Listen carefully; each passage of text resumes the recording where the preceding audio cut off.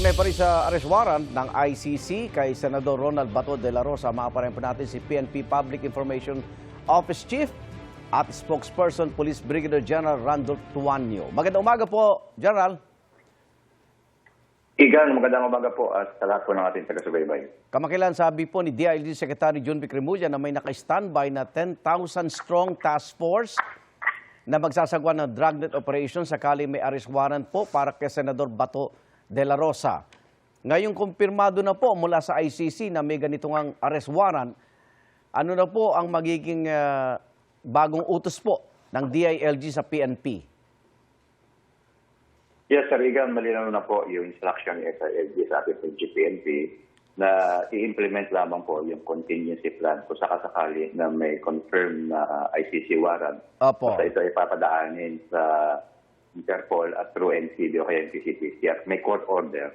Handa naman po ang PNP para i-implement po ito. Opo. Sa batas po sa Pilipinas, ang isang foreign warrant of arrest ay hindi po yatang direktang pwedeng iserve ng local authorities. So may mga legal process po, General Tuanyo, ano?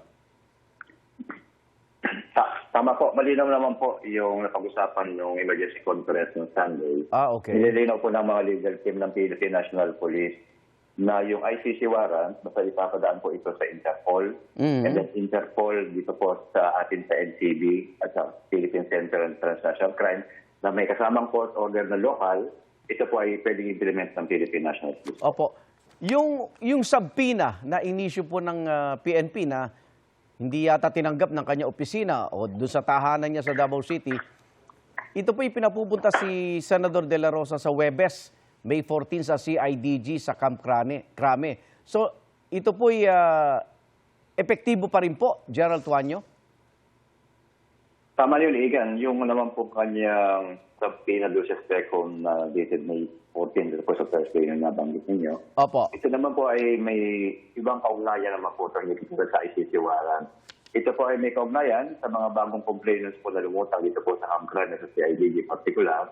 Para dun sa naman po sa mga death under investigation sa drug war niya, doon naman sa Davao City nung panahon na siya ay city director. Opo. So kung hindi siya sumipot, malinaw naman po yung batas po ron na pwede po mag-file tayo ng indirect contempt of court base po sa batas ng RA 10973. Pero sige, mabanggit ko lang din po na bagamat hindi po pinirmahan nung kanya mga office mates sa kanyang opisina sa Pasay, ito naman po ay deemed served po.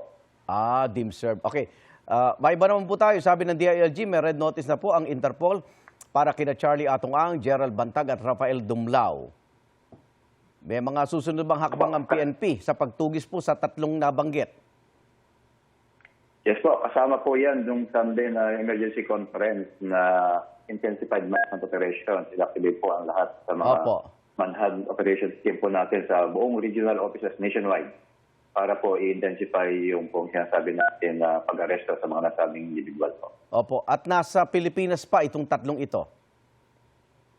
Tama po yun. Yun po yung pagpapalagay ng babase po sa mga intelligence reports na sinabit nila kay SILG. Opo. Maraming salamat, PNP Spokesperson, Police Brigadier General Randolph Tuanyo. Ingat po. Maraming salamat, Igan. Mabuhay po kayo.